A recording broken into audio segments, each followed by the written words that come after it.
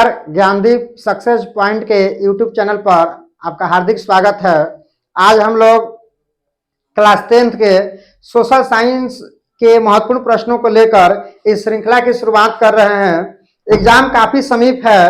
Exam की समीपता को देखते हुए हम लोग कुछ महत्वपूर्ण प्रश्नों को लिए हुए हैं।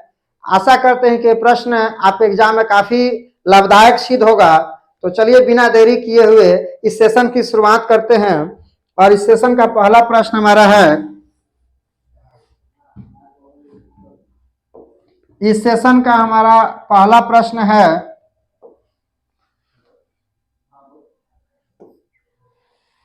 जालवेरिन एक संस्था थी। इतिहास से जालवेरिन एक संस्था थी क्रांतिकारियों की, व्यापारियों की, विद्वानों की, सामंतों की। तो यहां पर इसका सही आंसर हो जाएगा, इस प्रश्न का सही आंसर हो जाएगा ऑप्शन नंबर बी, व्यापारियों की। जालवेरिन किसकी संस्था थी? तो व्यापारियों की संस्था थी। चलिए हम लोग चलते हैं अगले प्रश्न की ओर। और अगला हमारा प्रश्न है, 1830 की क्रांति के बाद फ्रांस में किस प्रकार की शासन व्यवस्था स्थापित हुआ? किस प्रकार की शासन व्यवस्था स्थापित हुआ? चलिए क्वेश्चन कह रहा है, जब 1830 में फ्रांस क्रांति होती है तो उसके बाद किस प्रकार की शासन व्यवस्था स्थापित होता है, उसके बारे में हम लोग को चर्चा यहाँ पर करनी है। कुछ वर्ड है, उन वर्डों को हम लोग को समझना है। जैसे यहाँ पर है संवैधानिक राजतंत्र। चलिए हम लोग इन वर्ड को समझते हैं पहले कि राजतंत्र का मतलब क्या होता है। राजतंत्र का मतलब क्या होता है? राजतंत्र का मतलब होता है राजा का बेटा ही राजा बनेगा। राजतंत्र का मतलब होता है राजा का बेटा ही राजा बनता है राजतंत्र के अंतर्गत। संवैधानिक राजतंत्र के अंतर्गत क्या होता है उसको समझेंगे। संवैधानिक राजतंत्र के अंतर्गत क्या होता है कि राजा राज तो करता है, लेकिन राजा राज तो करता है लेकिन कुछ समूह के सुझाव पर काम करता है। कुछ व्यक्तियों का समूह होता है, उस समूह के सुझाव पर काम करता है, तो उसको हम लोग बोलते हैं संवैधानिक राजतंत्र। उसको हम लोग क्या बोलते हैं? संवैधानिक राजतंत्र। और गणराज्य का मतलब क्या होता है? जिसमें हम राजा को निर्वाचित करते हैं, जिसमें हम राजा को क्या करते हैं? निर्वाचित करते हैं, तो उसको हम लोग बोलते हैं गणराज्य। उसको क्या बोलते हैं? गणराज्य।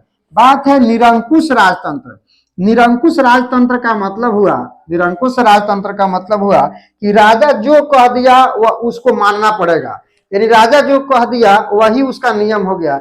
यही बात लुई 16वां कहा था कि मैं ही राज्य हूं, मैं ही राज्य हूं। यानी कहने का मतलब यह हुआ कि राजा जो भी कह दिया वही सर्वमान्य हो गया, तो उसको हम लोग बोलेंगे निरंकुश राजतंत्र। निरंकुश राजतंत्र। चलिए आशा करते हैं आपको ये समझ में आएगा। फिर राजतंत्र का मतलब हुआ कि राजा का बेटा ही राजा बनेगा।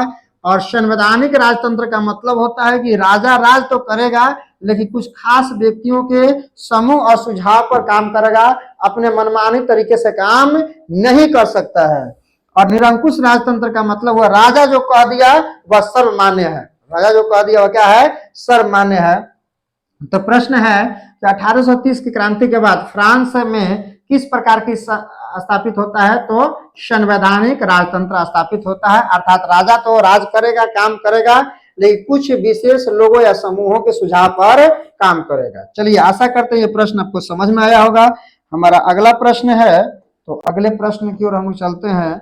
अगला हमारा प्रश्न है, फ्रांस में किस शासन वंश की पुनः स्थापना वियना कांग्रेस द्वारा हुई? वियना कांग्रेस द्वारा इसमें बात किया गया है।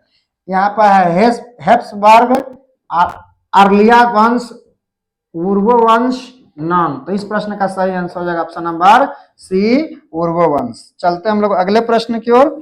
और अगला हमारा प्रश्न है,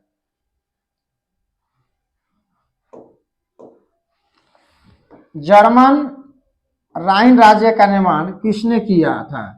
जर्मन राइन राज्य की बात किया गया है कि जर्मन राइन राज्य के निर्माण किसके द्वारा किया गया? ऑप्शन नंबर है Napoleon Bonaparte, Bismarck, Louis 18, Napoleon 3। तो इस प्रश्न का आंसर हो जाएगा ऑप्शन नंबर डी, नेपोलियन 3, है ना, नेपोलियन बोनापार्ट और बिस्मार्क। तो चलते हम लोग, इस प्रश्न का सही आंसर हो जाएगा option number D.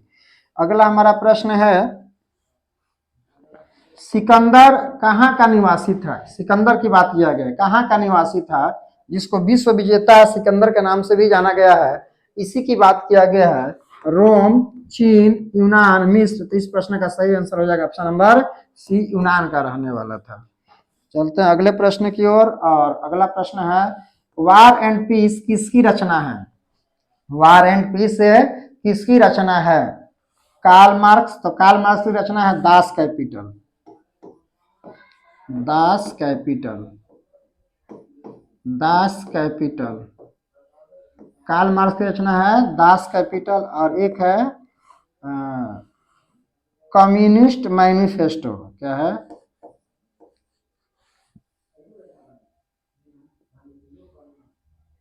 Communist manifesto है।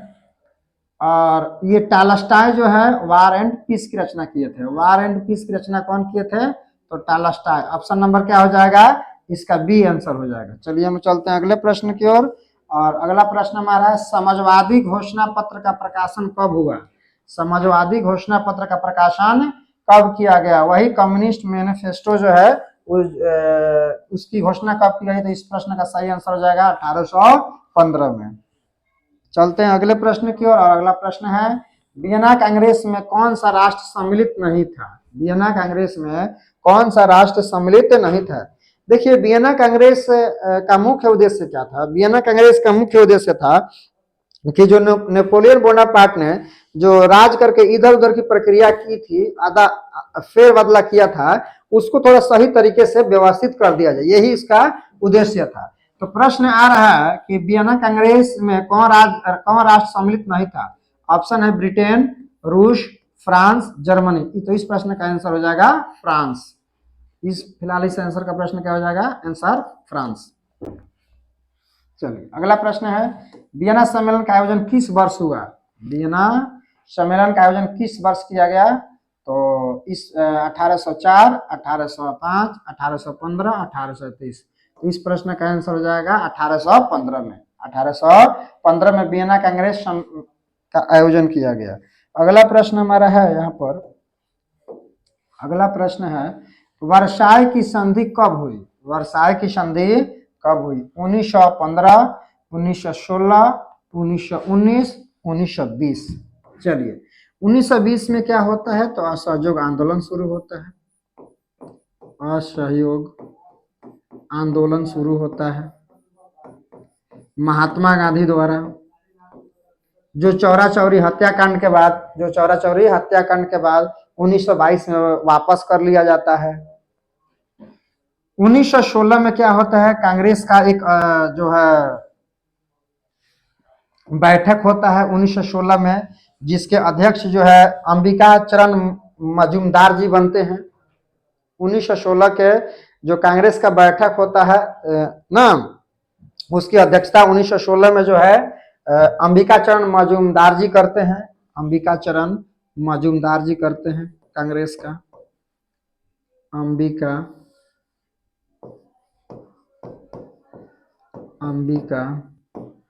चरण मजूमदार जी, ये उसकी अध्यक्षता करते हैं। 1900 तो इस प्रश्न का सही आंसर हो जाएगा ऑप्शन नंबर सी, 1919 में जो है वर्साई की संधि होती है। चलिए अगला प्रश्न है, लाल कुर्ती का गठन किसने किया? लाल कुर्ती का गठन किसने किया? देखिए मेजिनी की बात करें तो मेजिनी जो है यंग यूरोप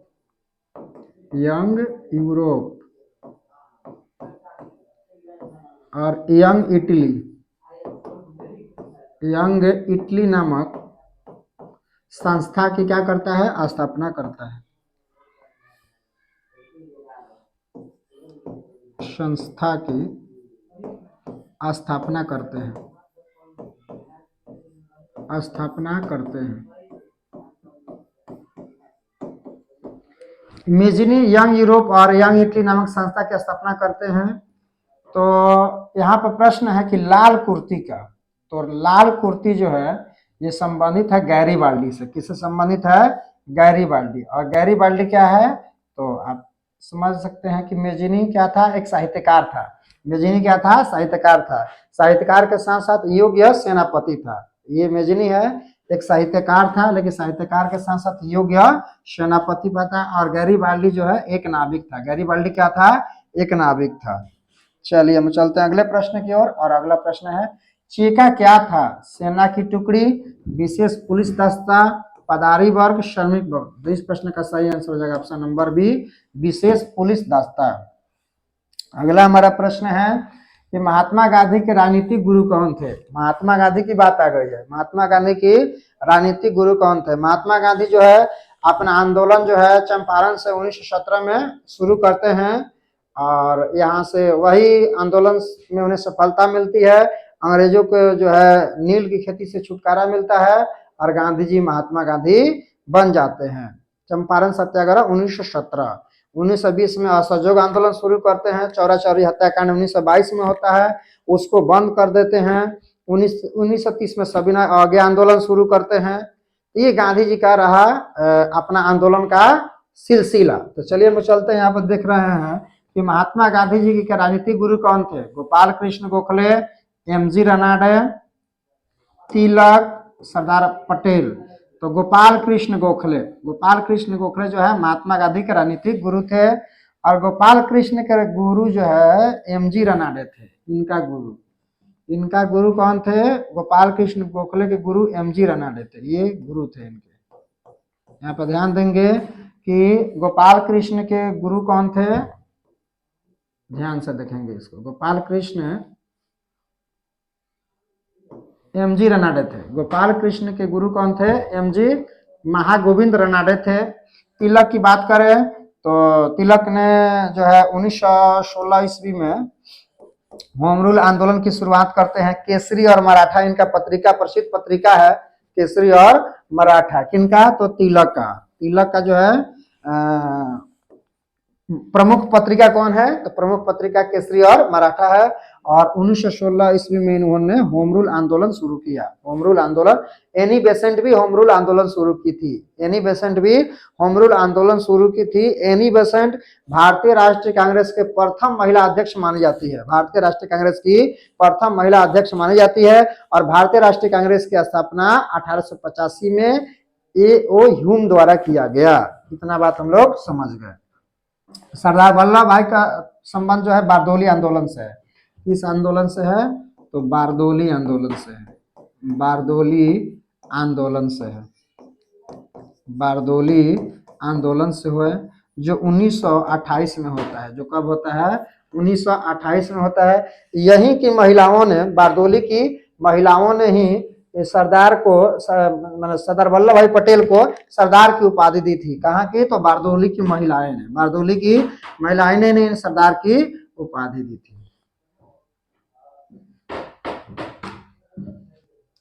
तिलक बोले थे जन्म सिद्ध स्वतंत्रता हमारा जन्म सिद्ध अधिकार है, मैं इसे लेकर रहूंगा। तिलक का कहना था ये।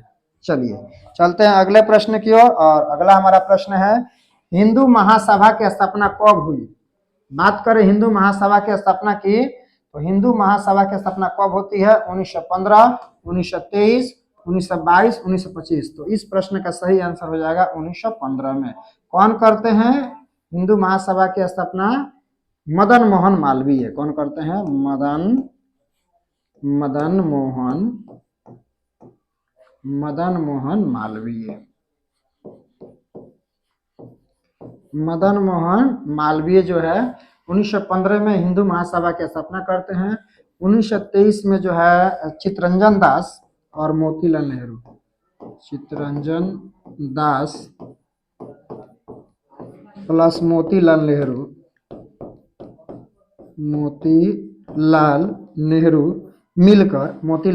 नेहरू मिलकर स्वराज पार्टी की स्थापना करते हैं।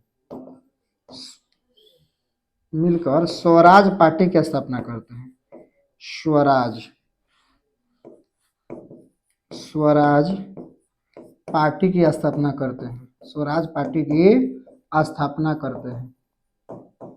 स्वराज पार्टी की स्थापना करते हैं। 1922 इसमें चौरा चौरी हत्याकांड होता है। चौरा चौरी हत्याकांड, चौरा चौरी हत्याकांड कब होता है? 1922 इसमें, जिसमें 22 पुलिसकर्मी जो है जलाया जाता है। 1925 में ये काकोरी कांड होता है, रेल दुर्घटना, काकोरी कांड होता है, काकोरी कांड होता है, जिसमें सरकारी खजाना को लूट लिया जाता है ना। तो इसका ध्यान रखेंगे। तो चलिए फिर समझा देते हैं। हिंदू महासभा की स्थापना कब होती है? 1915 में कौन करते हैं? मदन मोहन मालवीय। 1923 में चित्तरंजन दास प्लस मोतीलाल नेहरू मिलकर स्वराज पार्टी की स्थापना करते हैं। 1922 में चौरा चौरी हत्याकांड होता है जो गोरखपुर के निकट है। और 1925 में काकोरी कांड होता है जो रेल दुर्घटना, मैंने रेल से संबंधित है, जिसमें सरकारी खजाना को जो है लूटा गया था। चलिए हम चलते हैं अगले प्रश्न की ओर। और अगला हमारा प्रश्न है, महात्मा गांधी ने किस पत्रिका का संपादन किया? केसरी, तिलक किए।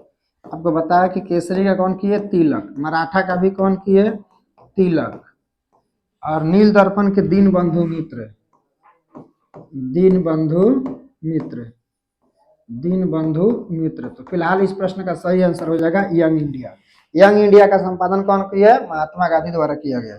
चलिए हम लोग चलते हैं अगले प्रश्न की ओर। अगला प्रश्न है, बिहार की किस नदी की उत्पत्ति अमरकंटक से हुई है? अमरकंटक की पहाड़ी से। कौन सी ऐसी नदी है जिसकी उत्पत्ति जो है अमरकंटक है? पुनपुन, कोसी, सोन, गंडक। तो इस प्रश्न का आंसर हो जाएगा कोसी। क्या हो जाएगा? कोसी। बिहार की किस नदी की उत्पत्ति अमरकंटक से हुई है? तो पुनपुन, तो कोसी है, सोन है, गंडक है, तो इसका आंसर हो जाएगा कोसी। चलते हैं अगले प्रश्न की ओर। अगला प्रश्न है, इंफ्रारेड कैमरा का प्रयोग किस आपदा में किया जाता है? सबसे पहले समझते हैं आपदा का मतलब क्या होता है। सबसे पहले हम लोग समझते हैं आपदा का मतलब क्या होता है। आपदा का मतलब क्या होता है? देखिए, वैसी घटनाएं जो मानवीय हो या प्राकृतिक हो, वैसी घटनाएं जो मानवीय हो या प्राकृतिक हो, जो घटने के बाद बहुत अधिक जान माल की क्षति होती है, जिसके होने के बाद बहुत अधिक जान माल की क्षति होती है, प्रायः इसका पूर्वानुमान नहीं होता है, पहले से इसी जानकारी नहीं होती है, तो ऐसी स्थिति को हम लोग आपदा कहते हैं। आपदा को हम लोग दो भागों में बांटे हैं, प्राकृतिक आपदा और मानव निर्मित आपदा। जो प्रकृति द्वारा घटित होता है उसको हम लोग प्राकृतिक आपदा कहते हैं, जैसे भूकंप हो गया, सुनामी हो गया, ये सुखाड़ हो गया, ये प्राकृतिक आपदा हो जाता है। लेकिन अगर हम बात करें कृत्रिम या मानव निर्मित आपदा की, जैसे आतंकवाद हो गया, ये क्या हो गया? मानव निर्मित आपदा हो गया। तो आपदा को हम लोग समझ गए कि वैसी घटना जो जब घटित होती है तो बहुत अधिक मात्रा में जान माल की क्या होती है? क्षति होती है, और जिसे घटने की पूर्वानुमान नहीं होती है उसको हम लोग आपदा के नाम से जानते हैं। प्रश्न है यहाँ पर कि इंफ्रारेड कैमरा का प्रयोग किस आपदा में किया जाता है? बाढ़, सुखाड़, भूकंप, नॉन। तो इस प्रश्न का आंसर हो जाएगा भूकंप। अब यहाँ ध्यान रखेंगे, भूकंप की उत्पत्ति जहां होती है उसे भूकंप केंद्र कहते हैं, और भूकंप का झटका जहां सबसे पहले महसूस होता है उसे अधिक केंद्र कहते हैं। यानी भूकंप केंद्र को समझ लीजिए आप लोग, भूकंप केंद्र को। भूकंप केंद्र क्या होता है? भूकंप केंद्र क्या होता है? अधिक केंद्र क्या होता है? इसको समझिए, भूकंप केंद्र और अधिक केंद्र को समझ लीजिए। भूकंप केंद्र का मतलब है जहां भूकंप की उत्पत्ति होती है, जहां भूकंप की उत्पत्ति होती है, तरंगे जहां निकलती है, सबसे पहले जहां से तरंगे निकलती है उसको हम लोग भूकंप केंद्र कहते हैं। जहां सबसे पहले पहुंचती है उसको हम लोग क्या बोलते हैं? अधिक केंद्र। क्या बोलते हैं? अधिक केंद्र बोलते हैं। ये तरंगे होती है एसपीएल तरंगे होती है, भूकंप तरंगे। इसमें सबसे स्पीड इसी का कम होता है, सबसे बाद में यही पहुंचता है, लेकिन खतरनाक है। एल तरंग सबसे खतरनाक होता है। एल तरंग क्या होता है? सबसे खतरनाक होता है। इस बात को ध्यान रखेंगे। चलिए हम चलते हैं अगले प्रश्न की ओर। और अगला हमारा प्रश्न है, किसने कहा मुद्रा वह है जो मुद्रा का कार्य करता है? Knapp, Hartley Withers, Colburn, Chaplin. इस प्रश्न का सही आंसर हो जाएगा ऑप्शन नंबर बी।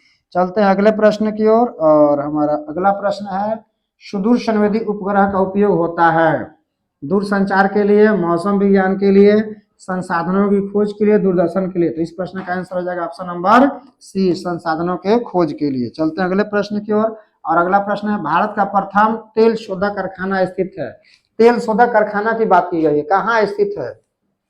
मथुरा में, बरौनी में, डिगबोई, गुवाहाटी।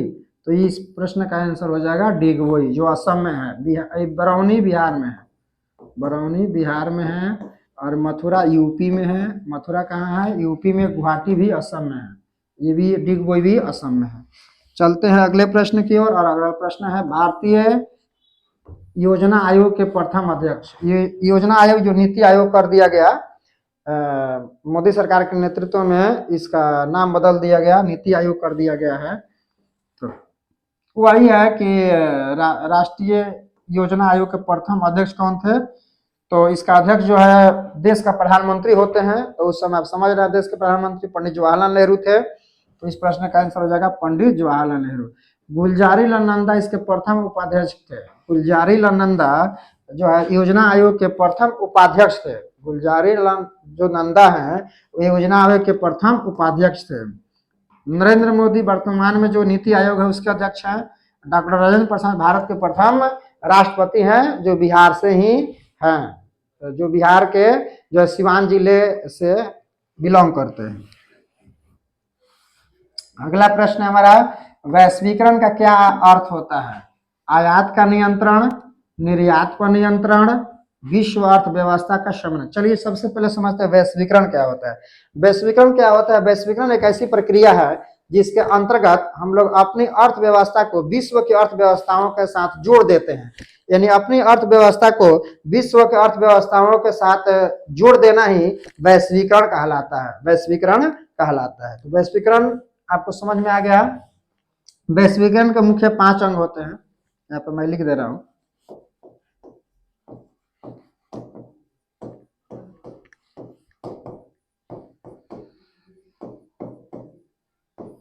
वैश्वीकरण के मुख्य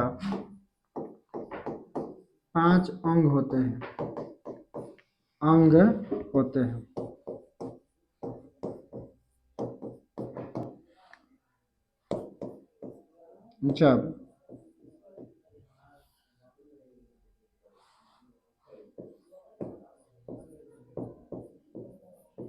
जब अपनी अर्थव्यवस्था को जब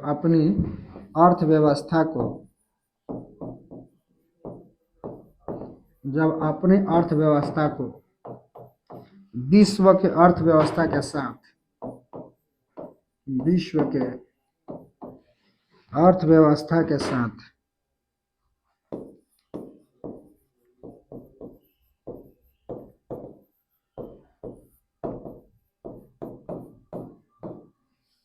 विश्व के अर्थव्यवस्था के साथ जोड़ दिया जाता है, जोड़ दिया जाता है ताकि श्रम तथा पूंजी का प्रवाह हो सके, ताकि श्रम तथा पूंजी का प्रवाह हो सके, प्रवाह हो सके।